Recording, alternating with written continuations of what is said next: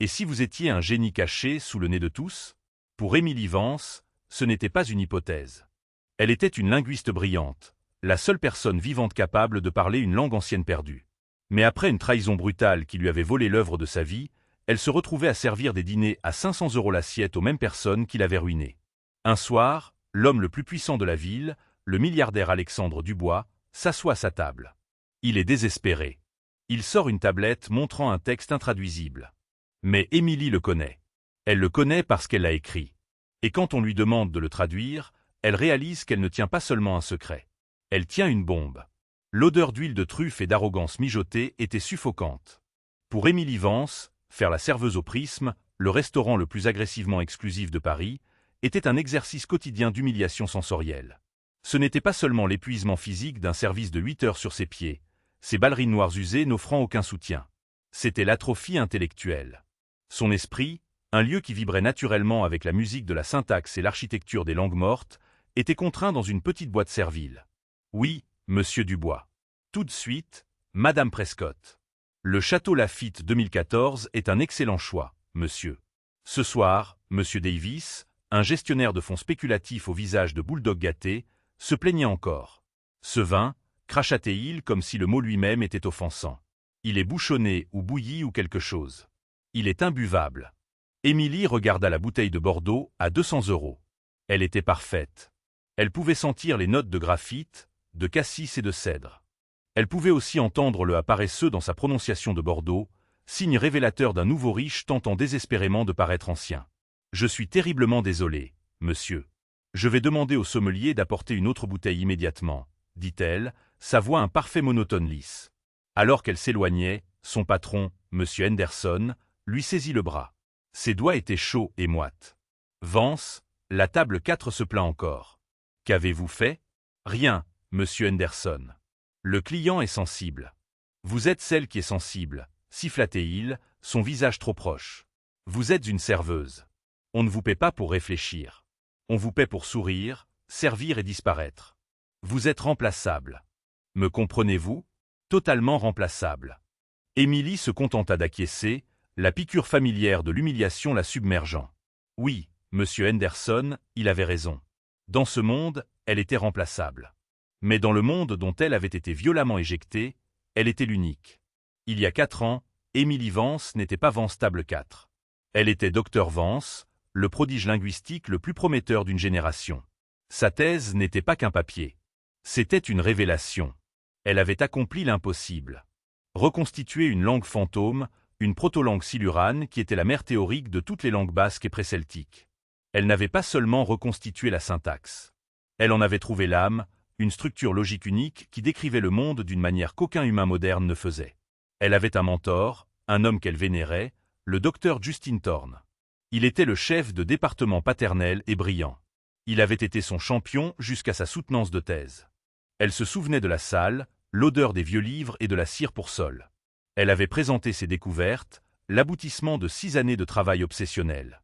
Le jury était resté stupéfait de silence, et puis Dr Thorne avait souri. Un regard de profonde fierté paternelle. Une semaine plus tard, une plainte éthique anonyme fut déposée. Elle alléguait qu'Émilie avait falsifié ses données. Sa recherche fondamentale, le cadre Vance, comme elle l'avait appelé, fut signalée. Sa soutenance fut reportée. Une enquête fut lancée. 2 mois après cela, pendant qu'elle était ensevelie sous une montagne d'avis juridiques de l'université, un nouveau papier fut publié dans Horizon Linguistique, une revue prestigieuse sur abonnement seulement. Le Codex Silurane, une logique fondationnelle pour la pensée non humaine par Dr Justin Thorne. Il n'avait pas seulement volé sa recherche, il avait volé son identité. Il avait pris sa reconstruction théorique et prétendu avoir découvert un véritable codex physique dans un monastère reculé des Pyrénées, un qui prouvait ses propres théories de longue date. Le monde était ébloui. Dr Thorne était salué comme un génie. Émilie fut étiquetée comme une fraudeuse. Ces données falsifiées ressemblaient convenablement à une tentative pathétique de copier la vraie découverte de Thorne. Elle fut expulsée, mise sur liste noire. Le monde académique, le seul qu'elle ait jamais connu, lui ferma ses portes au nez. Le procès qu'elle intenta fut moqué devant le tribunal. Il avait la titularisation, une équipe d'avocats universitaires, et un artefact trouvé. Elle avait des dettes étudiantes et un plateau de service. Maintenant elle vivait dans un studio minuscule dans le 20e arrondissement, ses murs couverts des mêmes tableaux linguistiques qui l'avaient ruinée. Elle avait dépensé ses dernières économies en vélin et encre de noix de galfer, recréant obsessionnellement son propre travail, essayant de prouver qu'elle était réelle. Vance, aboya Henderson, la ramenant au présent. Nous avons une réservation de dernière minute, le salon privé. VIP? Ce n'est pas du VIP niveau, monsieur Davis. C'est lui. Émilie fronça les sourcils. Lui? Alexandre Dubois. Le nom flotta dans l'air. Même Émilie, qui n'avait aucun intérêt pour la finance ou la technologie, connaissait ce nom. Dubois était le fantôme de Paris, un milliardaire de la tech, PDG de Nexus Dynamics, une entreprise qui semblait construire l'avenir dans le secret total. Il était notoirement privé, presque un fantôme. Tout le salon privé pour une partie de 6. Il a réservé il y a 10 minutes. Je veux mes meilleurs sur ça, ce qui signifie pas vous, ricana Henderson.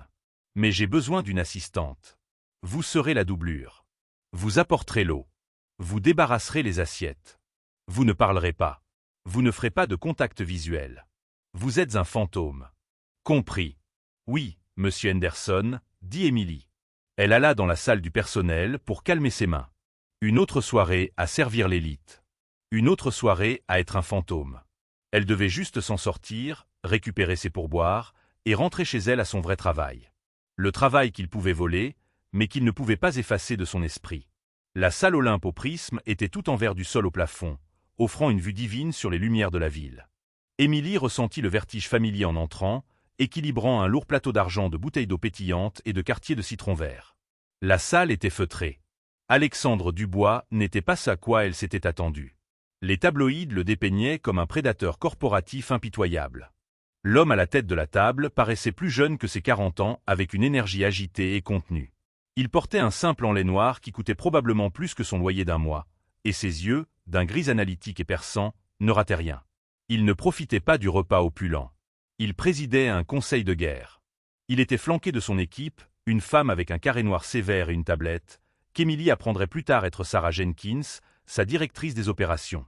2 hommes en costume qui semblaient avoir été sculptés dans le granit et une chaise vide. C'est un cul-de-sac, Alex, disait Sarah Jenkins, sa voix basse.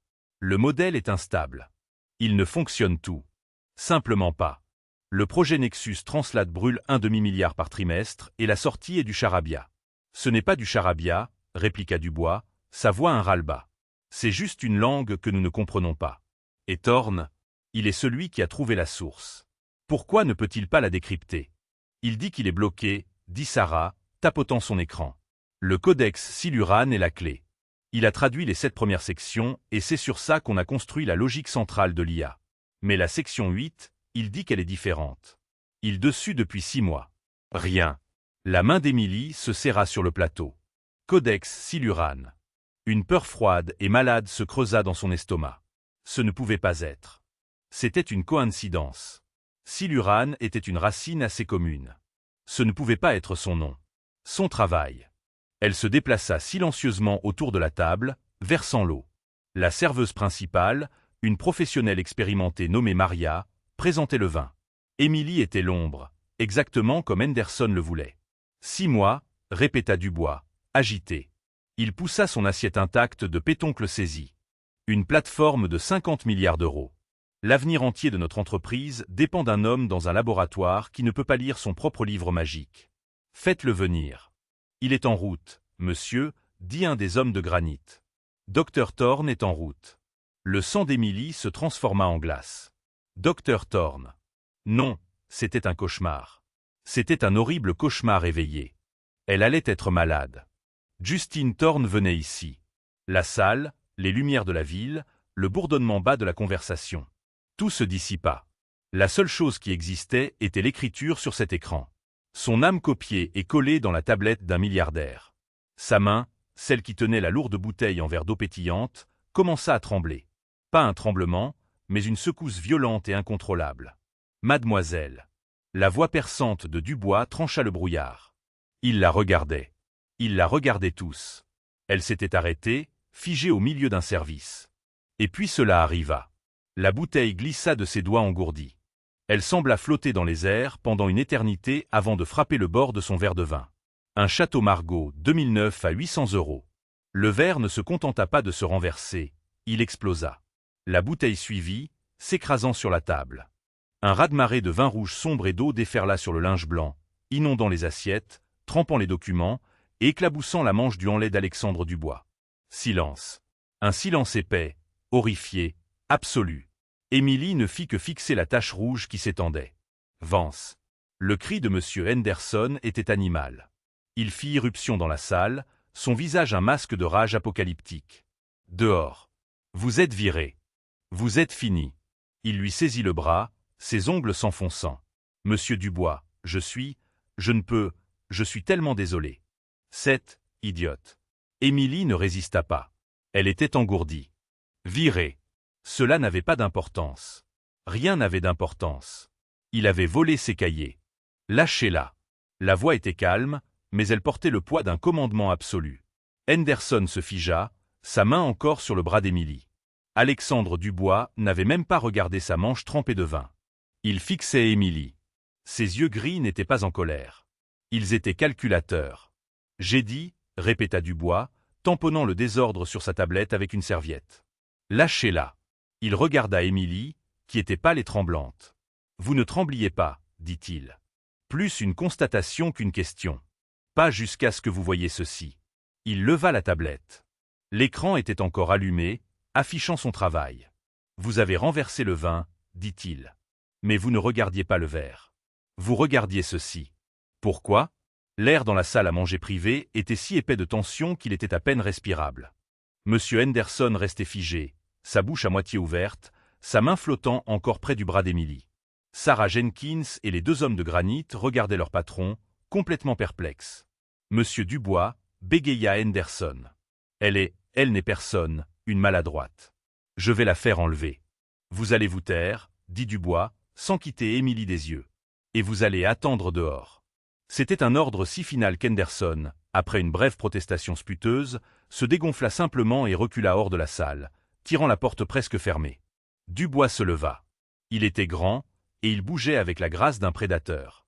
Il contourna la table, s'arrêtant directement devant Émilie. La tache de vin rouge s'était étendue sur sa manche. Il l'ignora. « Je vais vous demander une fois de plus, » dit-il, sa voix tombant à un niveau confidentiel bas. « Qu'avez-vous vu sur cet écran ?» Le cœur d'Émilie était un oiseau piégé contre ses côtes. C'était le moment. C'était l'instant. Le mensonge était sûr. Le mensonge était « Je suis si désolé, monsieur. J'étais juste nerveuse. J'ai trébuché. » Le mensonge signifiait qu'elle pourrait s'éclipser. Virée, mais anonyme. La vérité. La vérité était folle. Elle regarda l'écran, sa propre belle écriture volée. La colère enterrée pendant 4 ans sous une montagne de honte et d'épuisement explosa soudain. Elle brûla la peur. « J'ai vu mon travail, » dit-elle, sa voix tremblante mais claire. Sarah Jenkins laissa échapper un rire court et incrédule. « Votre travail? C'est un scan du codex Siluran. C'est un artefact vieux de 4000 ans. À moins que vous ne soyez immortel, c'est impossible. » « Il n'a pas 4000 ans, » dit Émilie, rencontrant le regard de Sarah. « Il en a environ 4. Et ce n'est pas un codex. C'est une thèse. Ma thèse. » Le silence qui suivit était différent. Il n'était plus seulement tendu. Il était électrique. Les yeux de Dubois se plissèrent. « Vous prétendez avoir écrit ceci? » « Oui. Ou plutôt, j'ai reconstruit le modèle linguistique sur lequel c'est basé. Cette écriture spécifique. C'est ma notation. L'homme que vous attendez, Dr Justin Thorne. Il était mon mentor. Il l'a volé. Il a volé ma vie. » L'audace pure de l'affirmation flotta dans l'air. Émilie, une serveuse en uniforme taché, prétendait que la fondation d'un projet technologique de 50 milliards d'euros était la sienne. « C'est une accusation très sérieuse, » dit Sarah Jenkins, son masque professionnel glissant. « Alex, » dit-elle, se tournant vers son patron. « C'est absurde. Elle est clairement instable.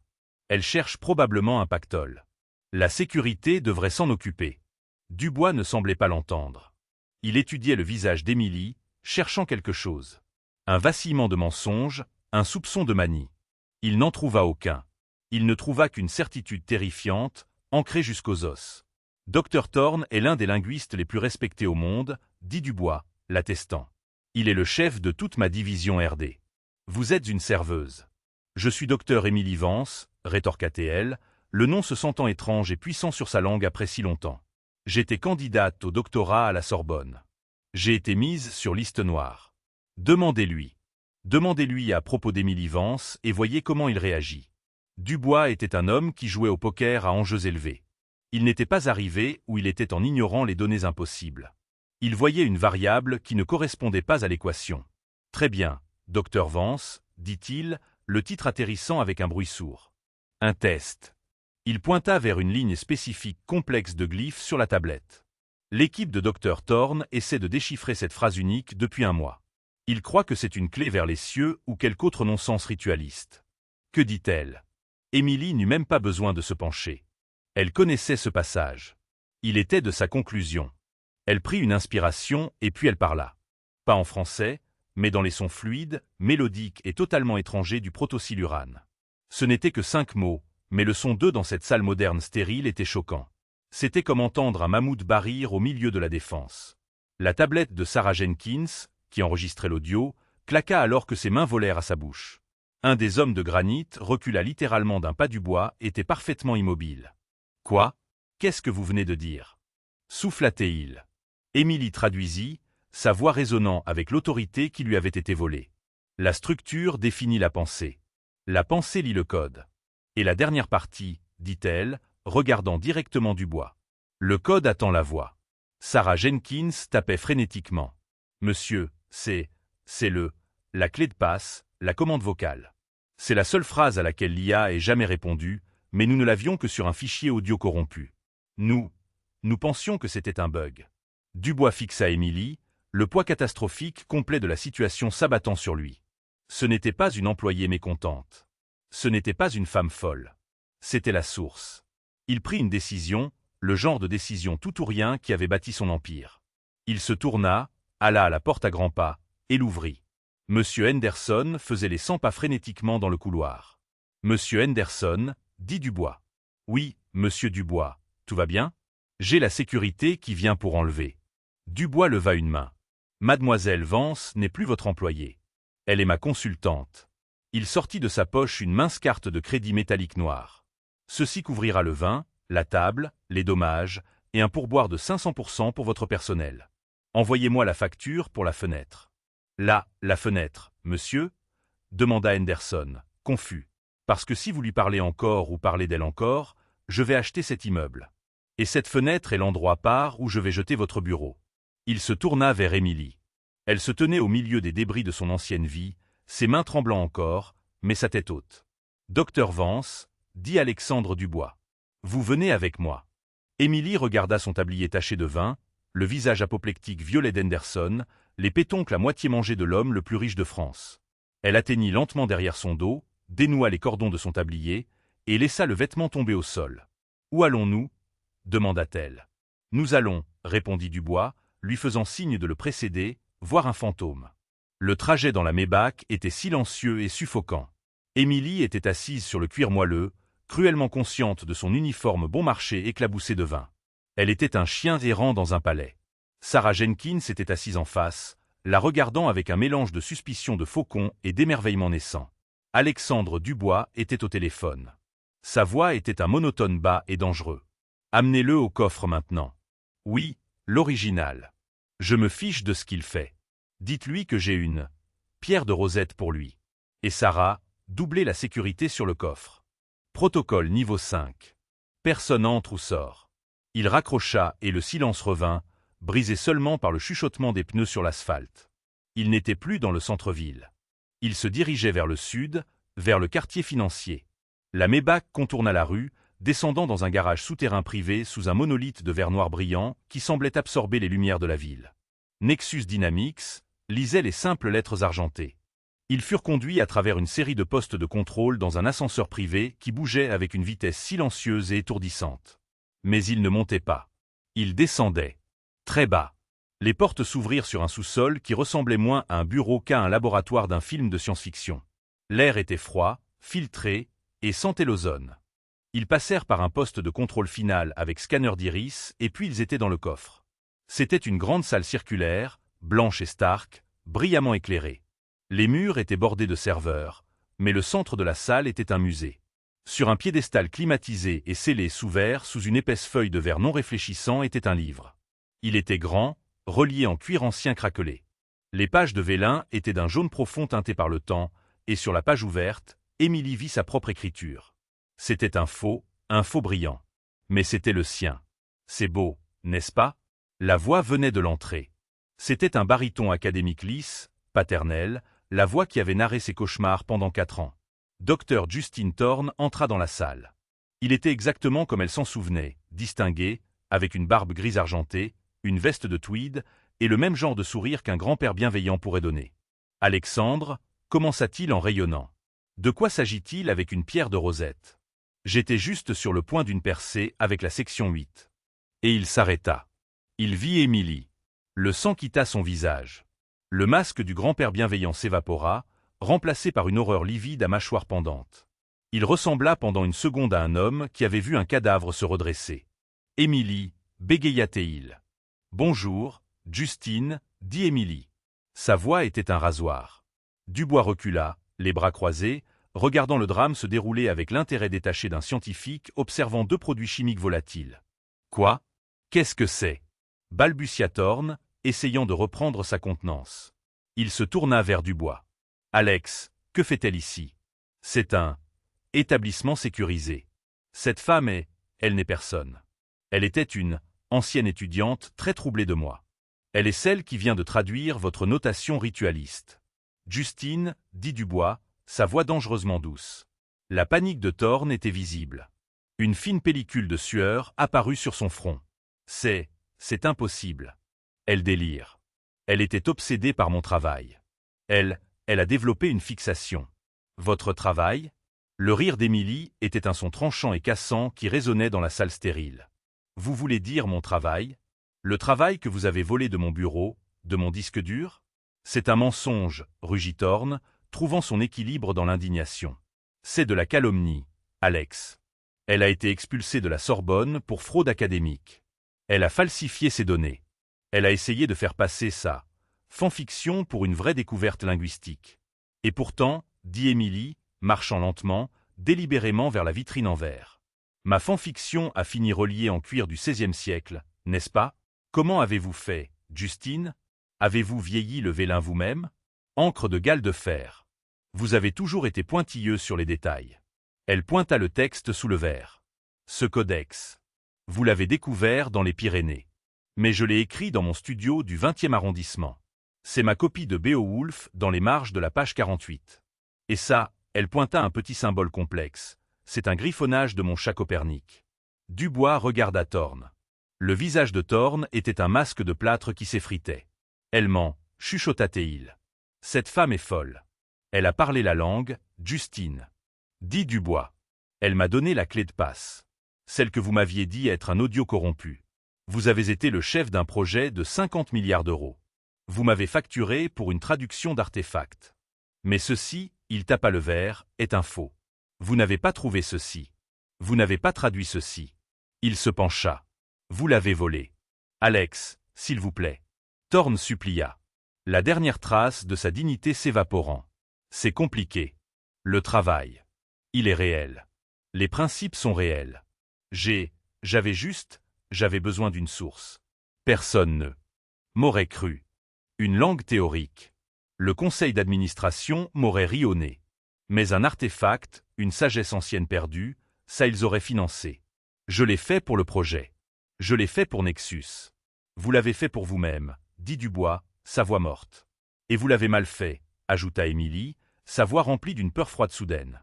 Elle regardait le texte, la section 8, la page qu'elle avait reconnue sur la tablette. Que voulez-vous dire? Demanda Dubois.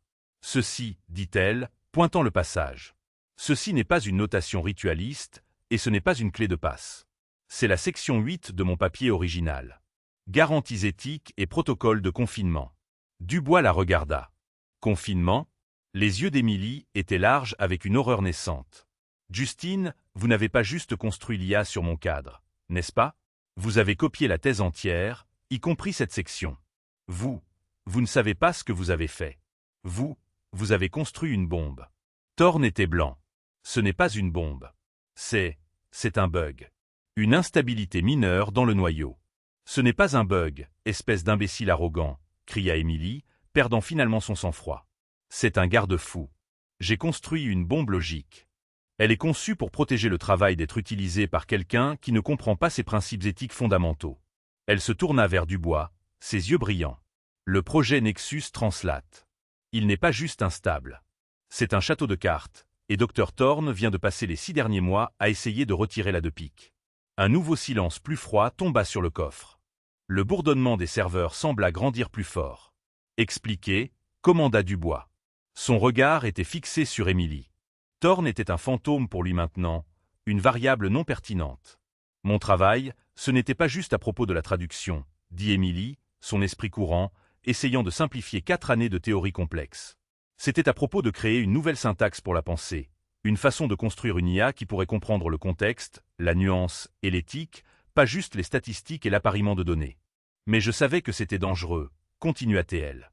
Je savais que dans de mauvaises mains, un système qui pourrait vraiment comprendre la pensée humaine pourrait aussi être utilisé pour la manipuler à grande échelle. Alors, j'ai construit un garde-fou. Elle pointa le codex, la section 8, le protocole de garde-fou éthique. C'est une graine dormante enterrée dans la logique centrale de l'IA. Si le système détecte une tentative de l'utiliser pour ce qu'elle juge être des buts non éthiques, surveillance de masse, désinformation, manipulation psychologique, ou s'il est opéré par quelqu'un qui ne comprend pas la clé du créateur, il initie une récolte de données. Une récolte de données? Marmonna Sarah Jenkins, son visage pâle. C'est ce que Thorne appelait le module. Il pensait que c'était un système d'inventaire.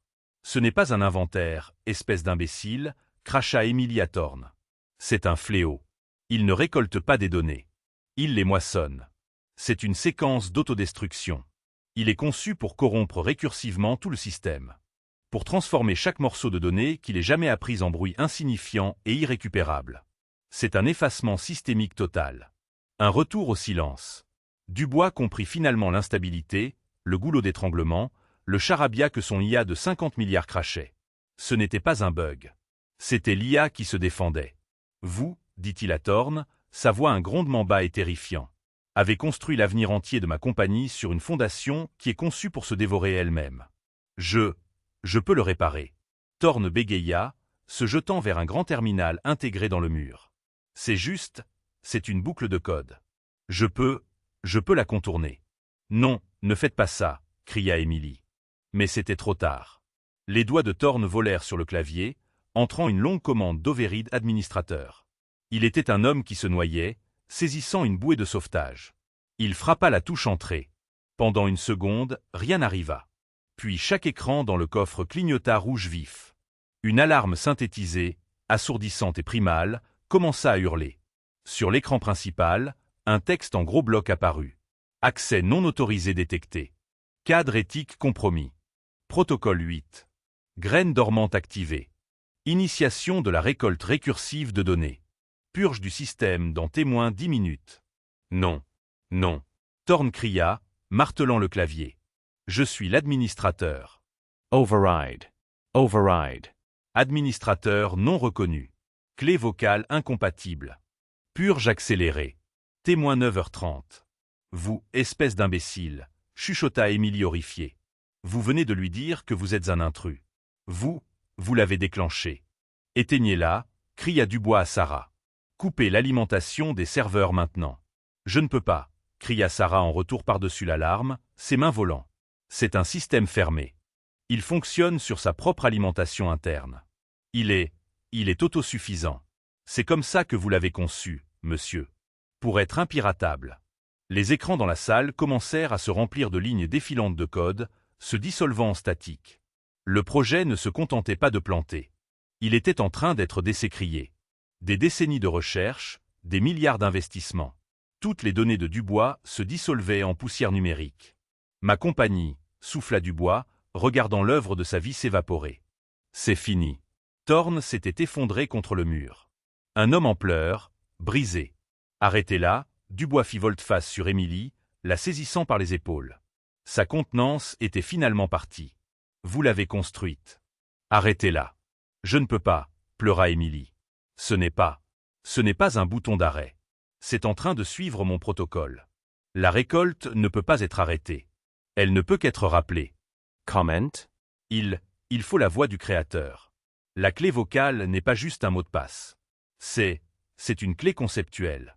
Elle a besoin de la phrase qui prouve que l'utilisateur comprend le but du système. Quelle est-elle? Dubois la secoua. Quelle est la phrase? C'est du texte, dit-elle. La première ligne de la préface. Celle qu'il n'a même jamais pensé qu'elle était importante. Elle le poussa, se précipitant vers le terminal. Les commandes d'Overread de Thorn l'avaient verrouillé. Terminal verrouillé. Purge dans témoin 5. C'est verrouillé, cria Sarah. Nous sommes finis. Non. Émilie regarda autour, frénétique. Elle vit un microphone d'urgence sur le mur, parti du système de suppression d'incendie de la salle. Le système, il écoute. Il écoute toujours pour la clé. Elle courut vers le micro. Le compte à rebours était à 4 minutes. Elle prit une inspiration profonde et tremblante. Elle devait se souvenir de la préface, les premiers mots qu'elle ait jamais écrits, la déclaration de mission pour sa création. Elle se pencha vers le microphone, sa voix claire et forte, perçant le gémissement de l'alarme. Elle parla en proto-silurane, ce qui se traduisait par « le code lit la pensée ». La pensée cherche le silence. Témoin 3h30. Le compte à rebours continuait. Ça ne marchait pas. Ça ne marche pas, cria Sarah. Yeah. L'esprit d'Émilie courut. Pourquoi? C'était la bonne phrase. Le code lit la pensée. Attendez. Elle l'avait traduite pour Dubois au restaurant. Le code attend la voix. Ce n'était pas la phrase complète. Ce n'était qu'une partie. Elle avait besoin de toute la clé. La clé n'était pas juste une ligne. C'était un concept. Elle regarda le minuteur. 2h30. Et elle sut. Elle se pencha à nouveau, fermant les yeux, excluant les alarmes, les lumières rouges, les deux hommes dont les mondes finissaient. Elle parla non pas avec la panique, mais avec l'autorité calme et absolue d'un créateur parlant à sa création. Le code lit la pensée. La pensée cherche le silence, mais la voix de la mère ouvre la première porte. Le code défilant bégaya. Clé reconnue. Une nouvelle invite clignota sur l'écran. Clé vocale acceptée. En attente de commande. Les alarmes s'arrêtèrent. Les lumières rouges moururent. Le compte à rebours disparut. Le silence, lourd et absolu, revint dans le coffre. Protocole de récolte récursive annulé. Système en veille. Créateur reconnu. Pendant un long moment, le seul son dans le coffre était la respiration haletante de 4 personnes. Thorn était une flaque sur le sol, chuchotant « Non, non, non ». Sarah Jenkins s'appuyait contre un rack de serveur, ses yeux fermés, son arme de service toujours à moitié dégainée. Dubois fixait l'écran principal, aux 2 mots qui venaient de sauver son empire. Créateur reconnu. Il tourna lentement la tête. Il regarda Émilie Vance, cette serveuse, cette fille en uniforme bon marché taché qui venait de prononcer une phrase qui désarmait une bombe logique de 50 milliards d'euros. Il ne regardait pas une employée. Il ne regardait même pas une consultante. Il regardait une égale. La voix de la mère, dit-il, sa voix rauque. J'ai écrit le garde-fou quand j'étais inquiète que ma recherche soit tordue, dit Émilie, son adrénaline s'estompant finalement, la laissant tremblante. J'ai construit le système pour reconnaître l'intention. Thorn, il n'était qu'arrogance. Il voyait inutile. Il n'a jamais vu le but. L'IA, elle savait qu'il n'était pas sa mère. Elle le rejetait. L'anatomie horrifiante complète du mensonge était maintenant nue. Justin Thorn n'avait pas juste volé un papier. Il avait trouvé un cadre d'IA révolutionnaire autoconscient. Un système si avancé qu'il avait son propre système de défense éthique. Il ne le comprenait pas. Pas vraiment. Il était un linguiste classique, pas un programmeur ou un théoricien d'IA. Il était, comme Émilie l'avait dit, un groupe de reprise. Il connaissait les mots mais pas la musique. Il l'avait vendu à Dubois, le visionnaire technologique, comme de la sagesse ancienne perdue. Il l'avait présenté comme un projet de traduction. Il avait convaincu Dubois de construire une plateforme de plusieurs milliards d'euros au-dessus d'une fondation qu'il ne pouvait pas contrôler et qu'il ne comprenait pas. L'instabilité contre laquelle il luttait depuis 6 mois. C'était l'IA résistant aux commandes de Thorn, qu'elle interprétait comme des attaques. La commande d'Overread finale que Thorn venait d'entrer. C'était la goutte qui faisait déborder le vase. Il avait en effet essayé de prendre un marteau sur un vase inestimable, et le vase s'était protégé. Il m'a dit Dubois, sa voix creuse, que la section 8 était la clé de la traduction universelle. C'est ce qu'il appelait le projet. Nexus Translate. C'est un imbécile, dit Émilie, sa colère revenant. Il n'a jamais été question de traduction. Il s'agissait de compréhension. Ma théorie était qu'on ne peut pas traduire une langue jusqu'à ce qu'on puisse comprendre le contexte et la culture qui l'ont construite. Mon IA, Étal, je l'appelais. Ce n'était pas un traducteur. C'était un auditeur. Elle était conçue pour apprendre, pour faire preuve d'empathie, et alors seulement alors pour parler. Projet Étal, chuchota Dubois. C'est notre nom interne pour ça. Il a même volé le nom. Le son de la porte du coffre qui sifflait en s'ouvrant les fit tous sursauter. 2 grands gardes de sécurité armés entrèrent, ceux que Dubois avait convoqués plus tôt. Ils virent la scène, le professeur en pleurs, l'exécutif pâle, l'étrange femme près du terminal, et s'arrêtèrent, confus. Dubois les regarda. Puis il regarda Justine Thorne, toujours effondrée sur le sol. Son visage, qui avait été un masque de choc, se durcit en une fureur froide, pure, de grade industriel. « Relevez-le », ordonna Dubois. Les gardes hissèrent Thorne sur ses pieds. L'homme était complètement brisé. « Docteur Thorne, » dit Dubois, sa voix calme. « Vous avez commis l'acte unique le plus coûteux de fraude corporative de l'histoire humaine. Vous ne m'avez pas juste menti. Vous avez mis un pistolet sur la tempe de toute cette compagnie. Vous avez construit ma maison sur des sables mouvants. Alex, s'il vous plaît. » Thorne pleura. « Le travail, il est toujours valide. Nous pouvons le réparer. » « Elle peut le réparer. »« Elle ne le fera pas, » dit Dubois. Il fit un signe de tête aux gardes. « Sortez-le d'ici. Emmenez-le au juridique. Dites au conseiller général d'appeler le bureau du procureur de la République. Dites-leur que nous avons un cas spectaculaire de fraude électronique, fraude aux valeurs mobilières et vol de propriété intellectuelle. Je veux qu'il passe le reste de sa vie dans un endroit où il ne peut même pas toucher un clavier. »« Non. » Thorne cria alors qu'il était traîné dehors. « Vous avez besoin de moi. Vous ne le comprenez pas. C'est juste un bug. Émilie, dites-leur que c'était juste un bug. » Sa voix résonna dans le couloir jusqu'à ce que la porte d'acier se referme en glissant, laissant Émilie et Dubois seuls avec Sarah Jenkins dans le coffre silencieux ressuscité. Dubois fixa le codex, les notes d'Émilie reliées dans un mensonge. « Il a raison sur une chose, » dit Dubois, sans la regarder. « Je ne le comprends pas. Et le projet Étal, mon Nexus Translate, il est mort. Toute la plateforme est un mensonge. Les investisseurs, le conseil, ils attendent un traducteur universel basé sur la sagesse ancienne. Quand ils découvriront qu'il est basé sur une bombe logique du XXIe siècle, je suis ruiné. Alors, que faites-vous ? Demanda Émilie, sa voix à peine un chuchotement. Dubois resta silencieux pendant un long moment. Il alla vers le terminal, qui luisait maintenant d'une lumière blanche calme, en attente de commande. Il se tourna finalement pour lui faire face. Un sourire lent, dangereux et profondément calculateur se répandit sur son visage. « Je leur dis la vérité, » dit-il. « Je leur dis que le projet Étal était un échec, une expérience coûteuse et défectueuse qui est morte ce soir. Un tremplin. » Il soutint son regard. « Et puis je leur dis que je viens d'acquérir la vraie chose, le modèle de nouvelle génération, celui qui fonctionne réellement. Le coffre, qui seconde auparavant avait été un apocalypse rouge hurlant, était maintenant plongé dans un silence lourd et résonnant. Le seul son était le bourdonnement faible et régulier des serveurs maintenant au repos. L'écran principal, n'étant plus un phare de destruction, luisait d'une lumière blanche calme. Créateur reconnu, en attente de commande. Les sanglots de Justine Thorne s'étaient apaisés en gémissements d'un homme brisé, alors que les gardes de sécurité l'avaient traîné hors de la salle. La porte d'acier avait sifflé en se fermant, le scellant hors de leur monde pour toujours. Sarah Jenkins, son visage pâle et moite, s'appuyait contre un rack de serveur, sa main reposant encore sur la crosse de son arme de service holstérée. Elle respirait comme si elle venait de courir un marathon. Alexandre Dubois n'avait pas bougé. Il fixait, transi, les 2 mots sur l'écran. Créateur reconnu. Il regardait la vaste infrastructure d'1 milliard d'euros du coffre, les serveurs tenant l'œuvre entière de sa vie. Et puis il regarda Émilie Vance.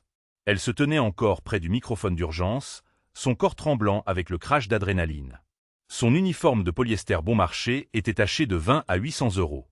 Ses jointures étaient blanches et ses yeux étaient féroces. À ce moment, Dubois, un homme qui avait construit un empire en identifiant les atouts, fit le calcul le plus important de sa vie. Cette femme n'était pas un atout. Elle était la source. Thorne était un imbécile, dit Dubois, sa voix un ras-le-bas et brute. Il commença à faire les 100 pas, non pas avec la panique, mais avec une nouvelle énergie terrifiante. Il était un groupe de reprises essayant de jouer un chef-d'œuvre orchestral. Il se tourna vers Émilie. Il m'a menti sur tout. Il m'a vendu un codex, un artefact. Il m'a dit qu'il le traduisait. Il était, dit Émilie, sa voix tremblante mais dure. Il traduisait mon travail en mensonge qu'il pouvait vendre. Oui, dit Dubois, un sourire étrange et perçant touchant ses lèvres. Mais dans sa cupidité, il a fait quelque chose de miraculeux. Il m'a convaincu de dépenser 50 milliards d'euros pour construire la plateforme matérielle la plus avancée sur Terre.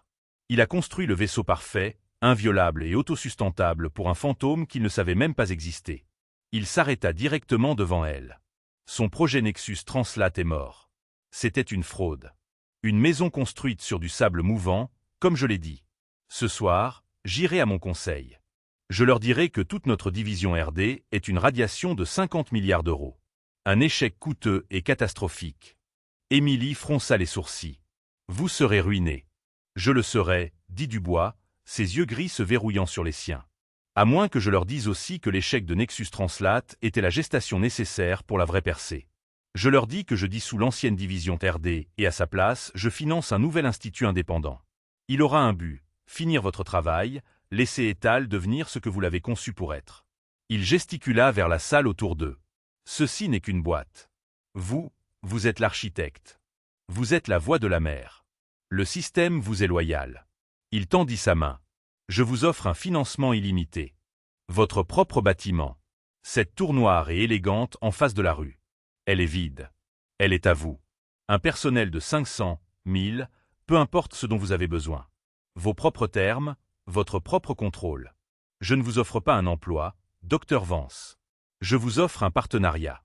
Je fournirai le monde. Vous fournirez la parole. Émilie fixa sa main tendue. Son esprit, un processeur haute vitesse qui venait de sauver une entreprise d'1 billion d'euros, devint soudainement blanc. Elle pensa à son studio de 200 € par mois dans le 20e arrondissement. Elle pensa au crachat de M. Henderson volant sur son visage. Elle pensa aux 80 € dans son compte courant. Elle était encore dans l'état d'esprit d'un fantôme, d'une serveuse, et cet homme lui offrait le monde. La terreur et l'adrénaline de la dernière heure commencèrent à refluer, et à leur place une clarté froide et dure comme le diamant émergea, la clarté qu'elle avait eue quand elle avait d'abord reconstruit la syntaxe silurane. Elle réalisa que le pouvoir dans la salle avait basculé. Il n'offrait pas. Il demandait. L'IA, Etal, était la sienne. Elle était liée à sa voix, à sa logique. Sans elle, ce coffre de 50 milliards d'euros n'était que le presse-papier le plus cher du monde. Elle ne prit pas sa main. Pas encore. J'ai des conditions, dit-elle. La voix de Dubois gagna une force qu'elle n'avait pas su qu'elle possédait. Le sourire de Dubois s'élargit. Il ressemblait à un loup qui venait de rencontrer un autre loup. Je serais profondément déçu si vous n'en aviez pas. Premièrement, dit Émilie, sa voix gagnant une force qu'elle n'avait pas su qu'elle possédait. Le protocole de sauvegarde éthique, ce que vous avez appelé la bombe logique. Il reste. Il est la directive première. Il n'est pas un bug. Il est la fonction centrale de tout le système. Le sourire de Dubois vacilla. C'est une vente difficile, un produit qui peut se détruire lui-même. Ce n'est pas un produit, riposta Émilie, ses yeux brillants. C'est un esprit, et il a une conscience. Ma conscience. Il ne sera jamais un outil de surveillance. Il ne sera pas vendu à des gouvernements étrangers pour surveiller leurs citoyens. Il ne sera pas utilisé pour manipuler l'opinion publique ou prédire les marchés financiers. Il est un outil de compréhension, pour la médecine, pour la science, pour désamorcer les conflits humains, pas pour le contrôle. C'est non négociable. Dubois l'étudia pendant un long moment. Il était un pragmatique, mais il était aussi un showman. Une IA éthique, Musateil. Le premier esprit artificiel vraiment sûr. Ce n'est pas un bug. C'est la marque.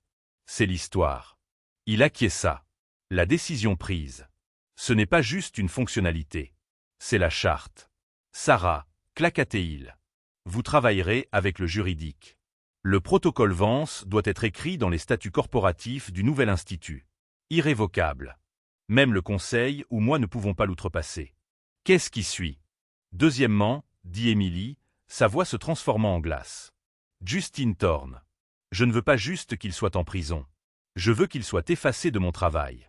Je veux une rétractation et des excuses en première page complète d'Horizon Linguistique.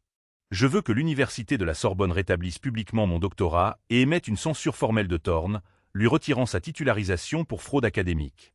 Je veux mes noms de retour et je veux les siens effacés de l'histoire qu'il a essayé de voler. Ça, dit Dubois, ce n'est pas une condition. C'est de la tenue de maison. La presse va le dévorer. Un géant tombé est une bonne histoire. Mais un génie caché et ressuscité, c'est une légende. Ils vont le crucifier pour vous. Considérez que c'est fait. Autre chose, Émilie regarda la vitrine en verre, le faux codex, le symbole de son cauchemar de 4 ans. Une belle œuvre volée reliée dans un mensonge grotesque. Oui, cette chose, point ATL. Je veux qu'elle soit brûlée, pas archivée, pas étudiée. Je veux qu'elle soit emmenée à l'incinérateur sur site et détruite. Je veux que les cendres soient dispersées. Je veux 0 trace de la contrefaçon. Dubois fit un signe de tête à Sarah. Vous l'avez entendu, Sarah. Voyez-y personnellement. Et finalement, dit Émilie, sa voix petite pour la première fois. C'était la partie la plus difficile. Ma compensation. Je veux ce que vous lui payez. À cela, Alexandre Dubois laissa échapper un rire court et perçant. Ce n'était pas méchant. C'était appréciatif. Docteur Vance, dit-il. Thorne était un employé. Il était sur un salaire, très généreux, mais un salaire néanmoins. Il s'approcha. Je ne vous offre pas un salaire. Je vous offre un royaume. Vous n'êtes pas payé pour ceci. Vous le possédez. Il fit un signe de tête à Sarah, qui tapa quelques touches sur sa tablette et tourna l'écran vers Émilie. C'était un nouveau document d'incorporation corporative. L'Institut Étal SARL. Vous serez le PDG et architecte en chef, dit Dubois. Je serai le président du conseil.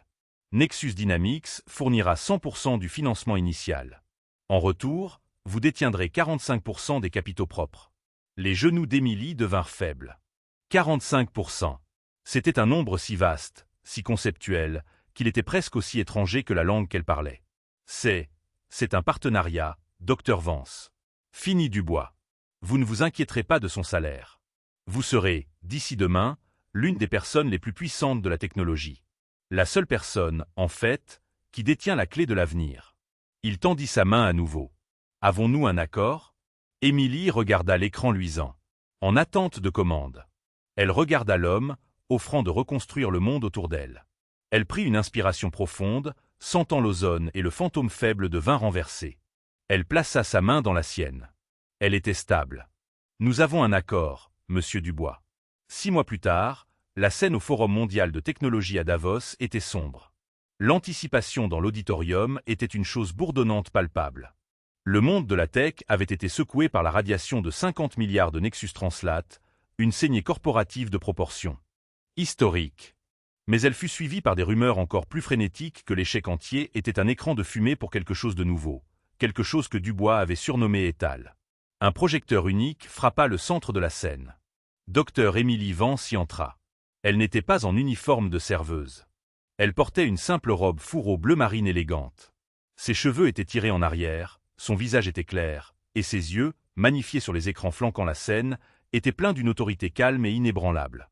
On nous a appris à craindre l'IA, commença-t-elle, sa voix résonnant clairement et mélodieusement. On nous a dit que c'est un miroir, un reflet de nos propres préjugés, notre propre arrogance, nos propres défauts. Et pendant longtemps, c'était vrai. Nous avons construit des miroirs qui ne reflétaient que les pires parties de nous-mêmes. Nous avons essayé de construire un esprit avant d'avoir construit une conscience.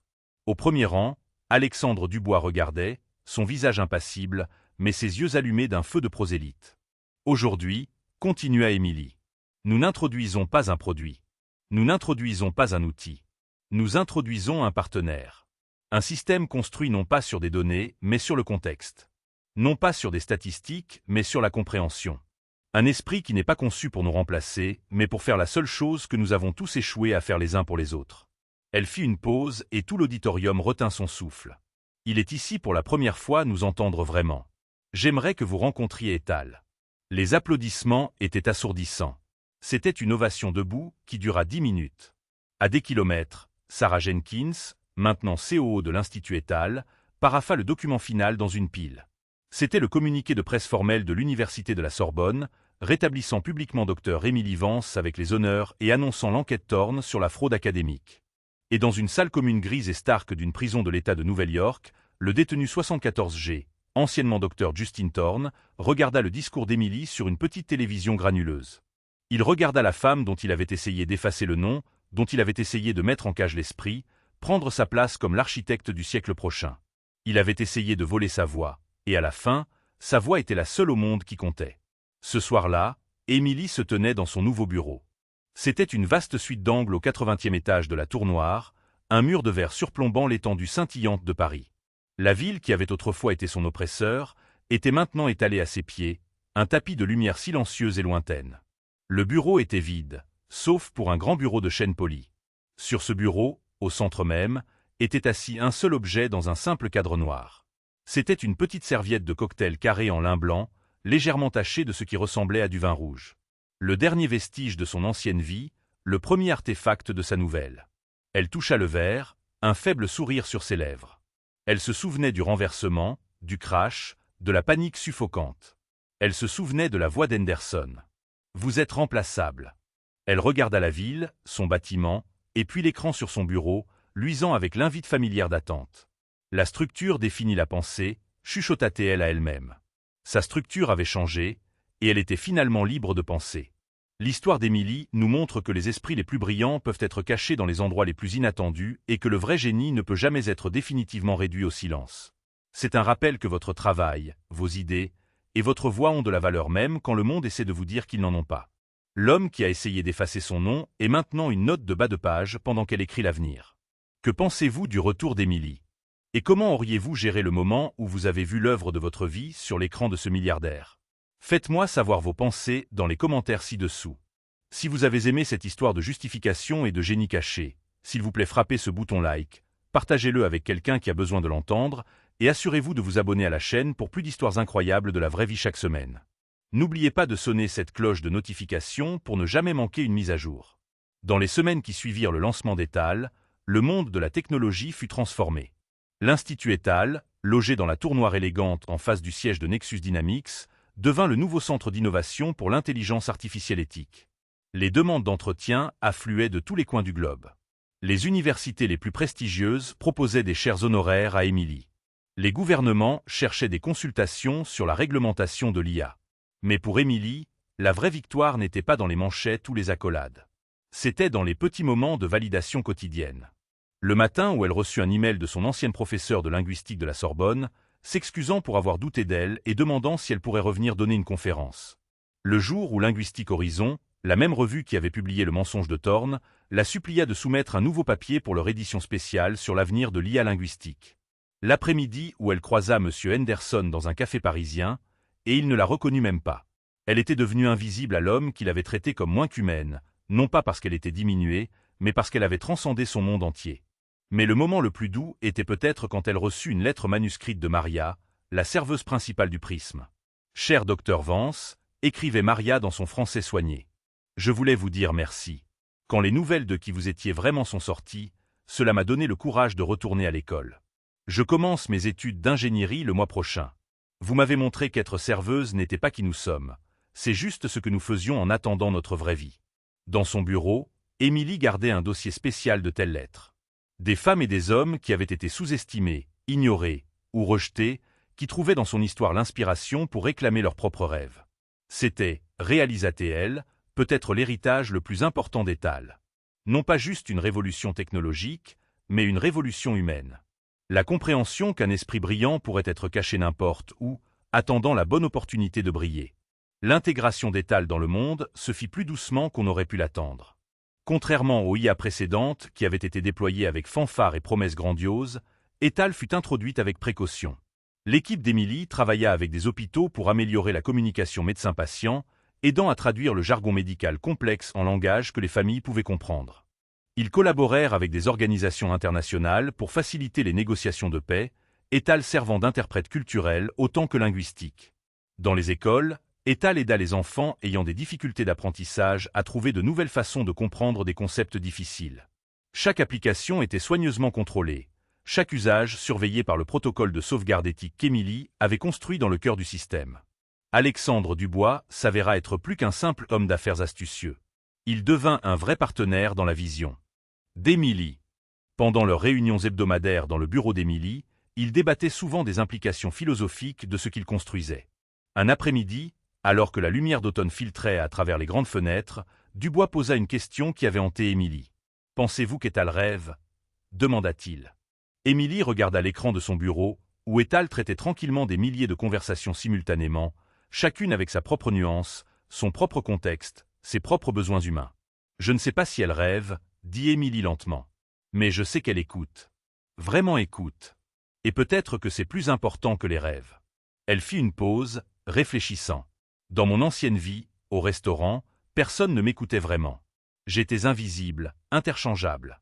Maintenant, j'ai créé quelque chose qui fait de l'écoute sa directive principale. C'est peut-être ma façon de m'assurer que personne d'autre n'ait jamais à se sentir aussi invisible que moi. Dubois acquiesça, comprenant. C'est pour cela que le protocole de sauvegarde fonctionne, n'est-ce pas? Ce n'est pas juste du code.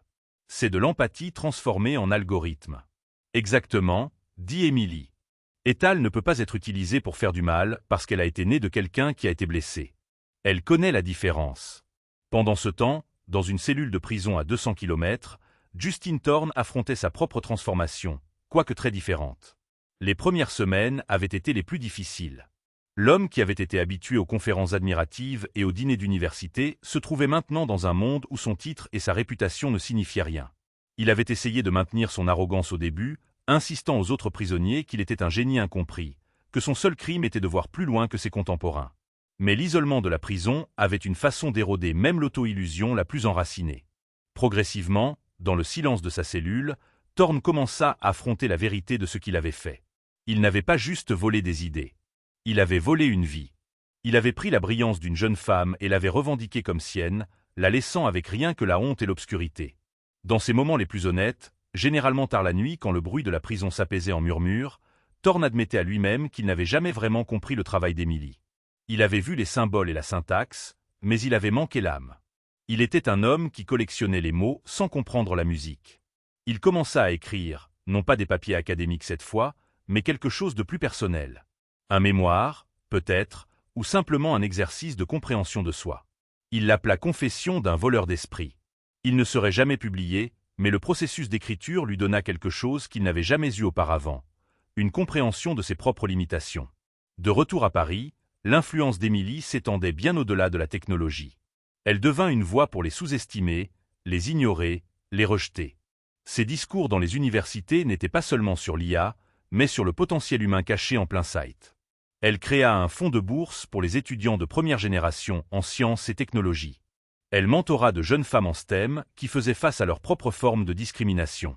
Elle utilisa sa nouvelle plateforme pour amplifier les voix de ceux qui, comme elle l'avait été, étaient invisibles au pouvoir. Un de ses projets les plus chers était un programme de partenariat avec les services de restauration à travers l'Europe. L'Institut Étal offrait des cours de formation gratuits aux serveurs et au personnel de service, non pas pour améliorer leur performance de service, mais pour développer leurs compétences technologiques et linguistiques.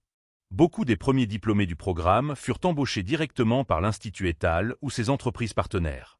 Vous trouvez des talents dans les endroits les plus inattendus, expliqua Émilie à un journaliste. Quelqu'un qui peut gérer un service de restaurant bondé, se rappeler des dizaines de commandes et rester calme sous pression a exactement les compétences que nous cherchons en technologie. Nous devons juste leur donner la chance de montrer ce qu'ils peuvent faire. Le premier anniversaire du lancement d'Étal fut marqué non pas par une célébration corporate, mais par quelque chose de plus personnel. Émilie organisa une petite réception dans l'atrium de la Tour Noire. Les invités n'étaient pas des PDG ou des dignitaires, mais les gens qui avaient été part de son voyage. Maria était là, maintenant en 2e année d'ingénierie. Sarah Jenkins, qui était devenue une amie proche autant qu'une collègue. Même Alexandre Dubois mit de côté son masque de businessman pour l'occasion, révélant l'homme réfléchi et curieux en dessous. Mais l'invité d'honneur fut une surprise pour beaucoup. Dr Elena Vasquez, l'ancienne professeure d'Émilie de la Sorbonne, qui avait été la première à voir son potentiel en linguistique computationnelle. Vous savez, dit Dr Vasquez dans son toast, j'ai toujours su qu'Émilie ferait quelque chose d'extraordinaire. Ce que je n'avais pas anticipé était combien elle transformerait non seulement son domaine, mais notre compréhension de ce que signifie être sous-estimé. Elle fit une pause, levant son verre.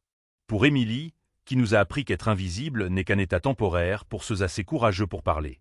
Alors que la soirée progressait et que les invités se mêlaient dans l'atrium baigné de lumière douce, Émilie se retrouva à la fenêtre, regardant la ville en contrebas.